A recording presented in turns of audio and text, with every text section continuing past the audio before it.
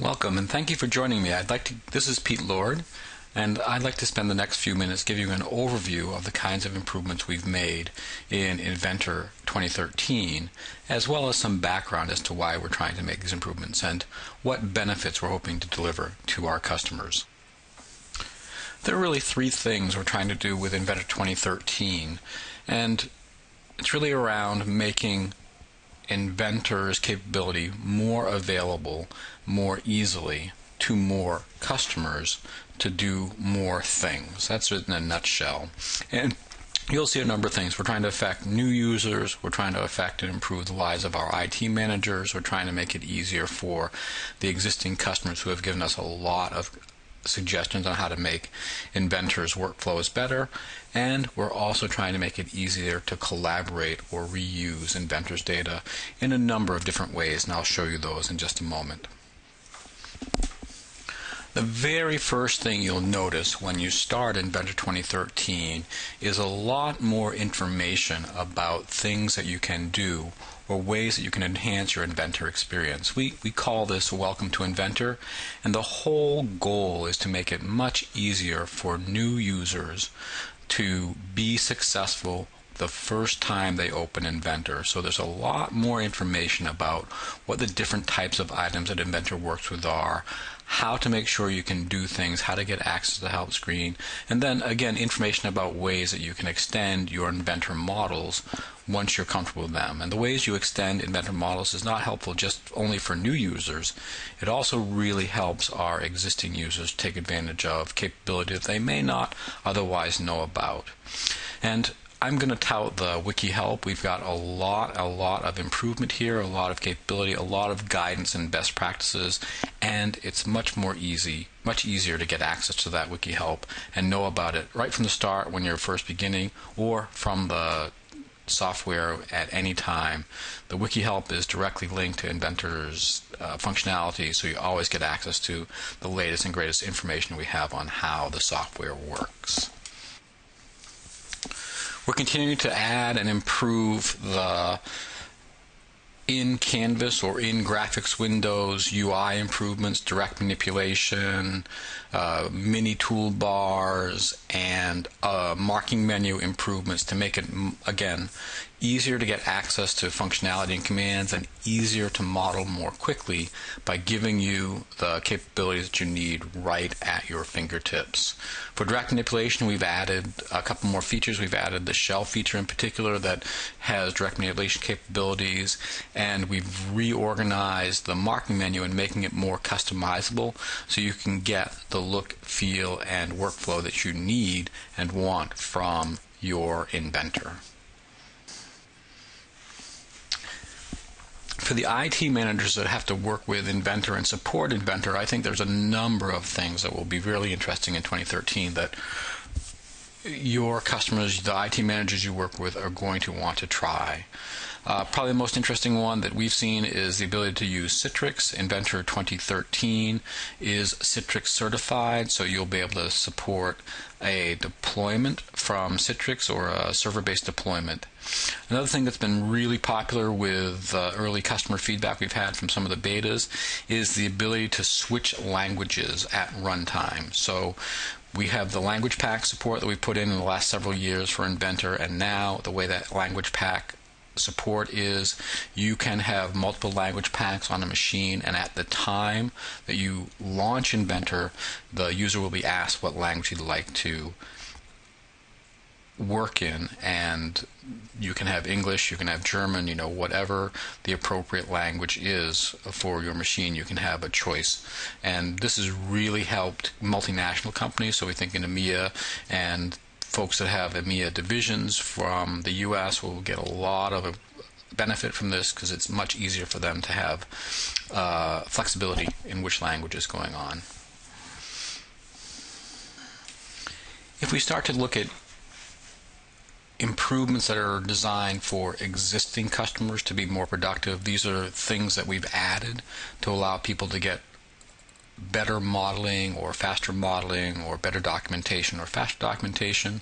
A couple things that are highlights for me are improved sketching capabilities. What you see in these photographs and what you'll see in some further demonstrations is improved spline control. This makes it much easier to dimension control, continuity control constraints for splines. Both 2D and 3D splines can be controlled with this new capability. And we kind of know that the foundation of geometry building in any CAD tool is the ability to create sketches, including 3D sketches. So I think you'll see dramatic improvements in the ability to create more comprehensive or more complex models with Inventor 2013. Some of those complex models can include turbomachinery or other math-driven kinds of geometries. And another improvement in the sketching environment is the support of equations, both 2D and 3D equations. And people use this functionality to create pump housing, scrolls, any kind of thing that has, a requirement to have some sort of mathematical relationship to how the geometry changes as you move from one end of something to another. So these two improvements should make it much easier to get modeling, especially for those pieces of industrial machinery like turbomachinery, pump housing, pumps, that we haven't quite been able to push competitors out of the industrial machinery space before. So this improvement for me is some of the stuff that's going to allow us to be much more confident, much more comfortable in actually taking over all of the seats in the engineering divisions for industrial machinery. Besides these new capabilities, there are a lot of additional day-to-day improvements in how sketches work, react, the information you can get out of sketchers. The users are going to be able to tell you how much they appreciate all the new improvements much better than I can, and you'll see these in your interactive sessions a little later this week and at the face-to-face session.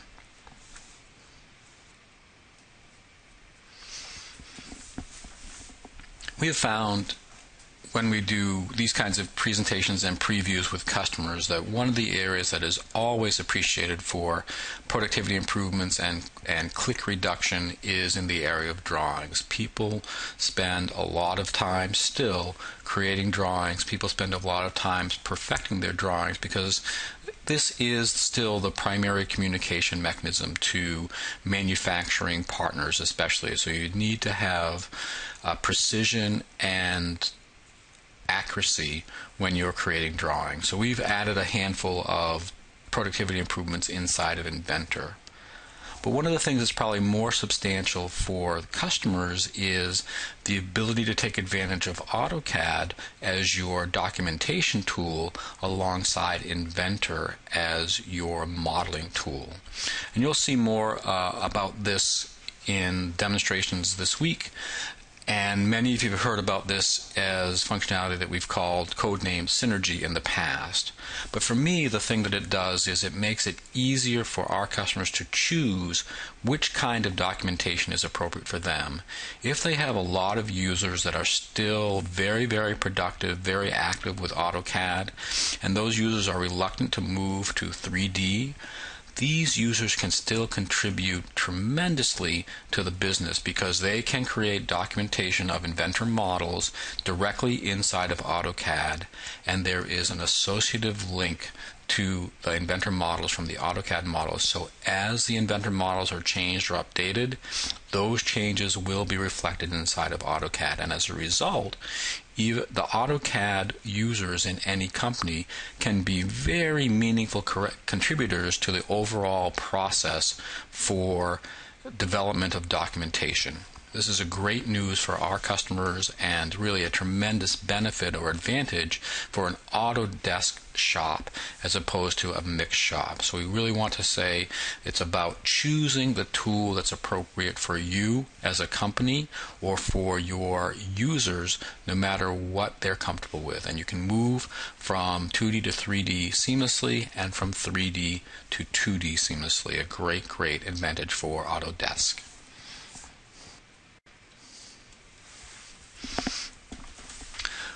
As you know, one of the reasons people use 3D is to improve the ability to find out more about the design. That can include presenting the design to customers or management so they can see exactly what's going on.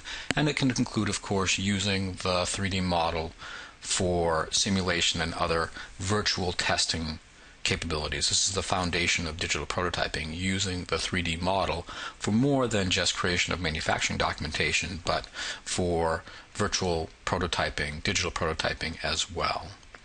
In the simulation environment, we've added a couple of key capabilities that I think, again, you're going to be able to leverage in your presentations, demonstrations, and sales strategies. And it's about making it easier to simulate a broader array of parts and components. So for simulation, we've added the ability to have thin wall or shell mesh capability inside of the Inventor simulation tools. And it's not just thin shell meshing capability, but it's a ability to have a mixed model that we have. So if you have molded parts that have a combination of thin walls and regular extrusions, if you model those as a multi-body part, then you can have a combination or a mixed model, mixed shell. This gives much more flexibility, much more speed to the solution of all kinds of models that can be created inside of Inventor. So it's again an expansion and improvement in the ability to solve finite element analysis for our customers. In addition, we've multi-threaded the mesher and the solver in Inventor simulation capability. That means that you'll be able to solve problems much more quickly. We are seeing examples for large assemblies where the solution is arrived at up to 40 times faster in Inventor 2013 as compared to Inventor 2012. So this is, again, one more arena where we're adding the ability to take advantage of multi-core machines that we have been building out in Inventor for the last several years.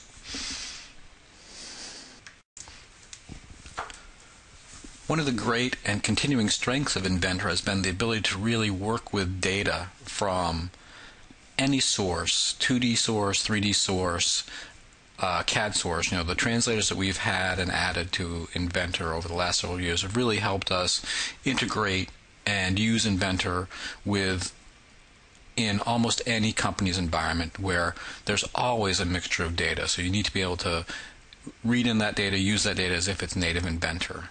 With Inventor Fusion, as you know, you can modify the foreign data without having to featureize. So you give yourself a lot of ability to really customize data from any source, no matter what it is.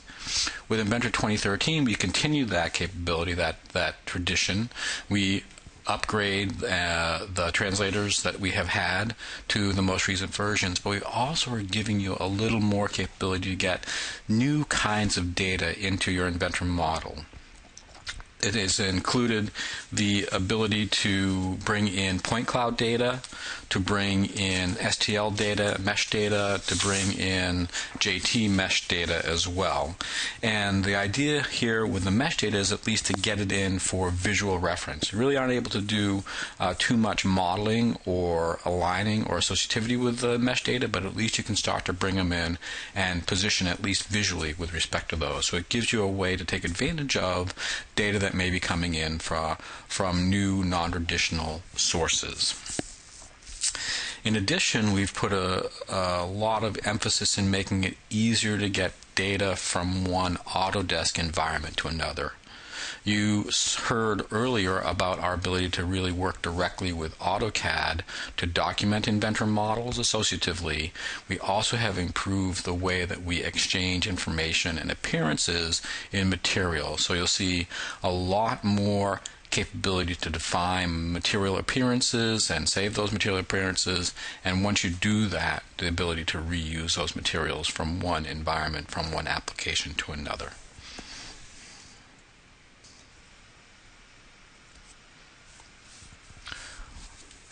A new area of improvement for us is the addition of a manufacturing app store to Inventor and to the product design suite.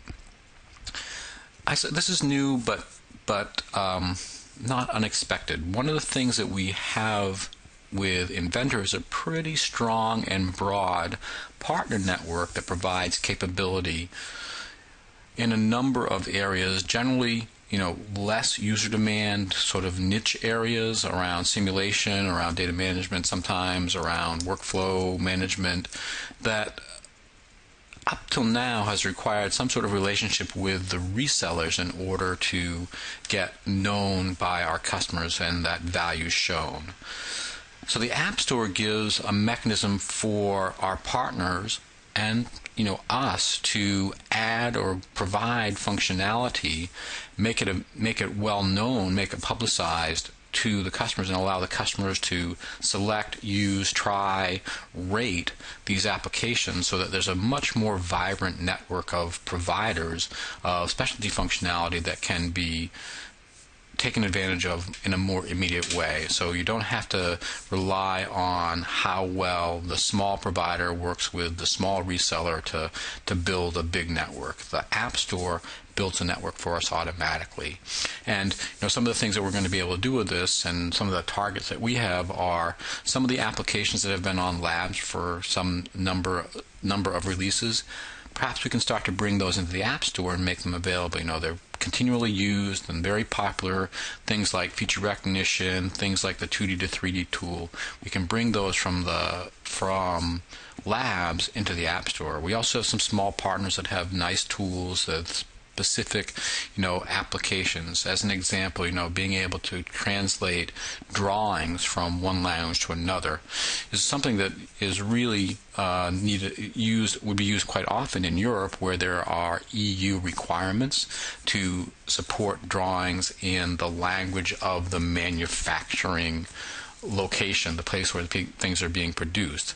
So there are applications that can build up a translation table and translate the customer's drawings from one language to another with the customer's specific translation details in place.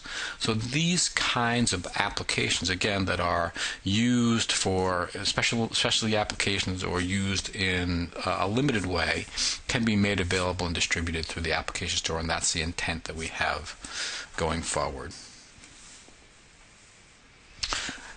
Of course, the most obvious way, the proof point for the extension or expansion of Inventor data to other environments and applications is probably delivered through the Product Design Suite. You'll hear much more about the Product Design Suite in other presentations, but all of this work we've done to improve the reuse, bringing in data from other sources, pushing out data to other components, to other applications, is really brought to the fore in the Product Design Suite. And here we have some examples of a launch pad that shows the different usages of data or movements of data from one environment to another. All of these are made possible because of the tremendous interoperability capability that we've put into Inventor this year and the last couple of years. So again, the idea of being able to move data seamlessly from one environment, from one task to another, is something that we've really based Inventor's development on, and you can see how useful it is through the applications like Product Design Suite and the Launchpad within the Product Design Suite. And the last piece of functionality that I want to talk about for Inventor 2013 is the embrace of the cloud through Autodesk 360 and other capabilities that are taking advantage of the collaboration platform that the web represents, or the infinite computing platform that the web represents. And you'll see two manifestations of our Autodesk 360 capabilities at the launch of Inventor 2013. First one is what we call cloud documents, so the ability to send Inventor models up to the cloud and then pull them down onto any other machine, we think is going to help our customers work more flexibly. So you should be able to start work on a model in your office. If you need to do something overnight, you should be able to save this document to the cloud, then go to another site where you have Inventor, maybe at your home computer, bring that down and be able to download to your computer. Everything that's required to recreate the Inventor model is stored or capable of being stored up in the cloud, and you'll be able to continue working at another location, save up to the cloud, and bring it back down. So you have a lot more ability to sort of work anywhere with the cloud document capability. In addition, the intent it will have pretty nice capability to do reviews of the documentation, to invite people to work on the document, so they can again pull things down and push things up to the cloud, so that you'll be able to get collaboration and teamwork, team building against product offerings. And the second cloud offering is one that we've had or did have in Inventor 2012. It was launched a little bit later than Inventor 2012 was, but that is Inventor Optimization. So the idea is, of course, optimization requires running a tremendous number of simulation jobs. And you can do this on your desktop. It just takes a long time, and it doesn't really ties up your computer for until all of those jobs are run. With the idea of putting using the web or the cloud with all the capacity and computers that it has, basically you can send off all of those simulation runs to the cloud and let them all execute, gather up the information about the optimization study, and then bring back the results to your desktop, and you can choose the appropriate solution for yourself amongst all the ones that have been run on the cloud. So that really gives a lot of capability to the users that they might not be able to leverage otherwise because of the time demands that they have in creating models as well as evaluating models. So rather than just doing the first one or two, you can send this optimization out, continue your design work, and then when completed, you'll be able to take advantage of the best solution for you. Okay, well, that's the release. At a high level, that's the release. I hope you've seen something that can help you sell, improve the positioning of Inventor in a variety of environments. One, as new users come on board, the idea of welcome to Inventor, the improvements in the UI, the streamlining of the IT support is designed to get people productive, up and running, and successful as quickly as possible. We don't want anyone to be frustrated as they start to use Inventor. We want success, and the Welcome to Inventor idea is intended to produce early success so we can get fans very quickly. The existing customers we have are great. They really, really embrace Inventor, and they really are passionate about making Inventor the best tool possible for design. So we've put in a ton of improvements that they've suggested to make Inventor more productive. You'll see those throughout the week as part of your hands-on activities. In addition, we've allowed a couple of new use cases for our customer expansion. So one is the ability to create more kinds of geometry, including turbomachinery and pump kind of housing with the sketch improvements. And the second one is the ability to take advantage of existing user behavior when those users have AutoCAD. Now you have tools that allow your customers to choose the documentation engine they want, either Inventor for those guys that are really comfortable and happy with Inventor, or AutoCAD for those customers, companies, and users that need a mixed environment between Inventor and AutoCAD. Customer's choice. They can choose whichever is appropriate. Lots of expansion in the way that you can use Inventor designs. Again, I think you'll see first and foremost the product design suite demonstrates all of the interoperability improvements that have been introduced to Inventor over the years, but in particular in Inventor 2013, we've added some new kinds of data forms, really mesh data in the form of STL, in the form of JT, and point cloud data, so that people can start to use data from many more sources. And finally, the ability to take advantage of the cloud in order to improve collaboration, in order to improve computing where there are very intense or high demand computing applications, has been addressed with our integration of Autodesk 360. So thanks for listening. Good luck with the rest of the exercises throughout the coming weeks, and we're looking forward to seeing you at the AE Summit in the beginning of March. Thanks so much for listening, and we'll see you soon. Goodbye.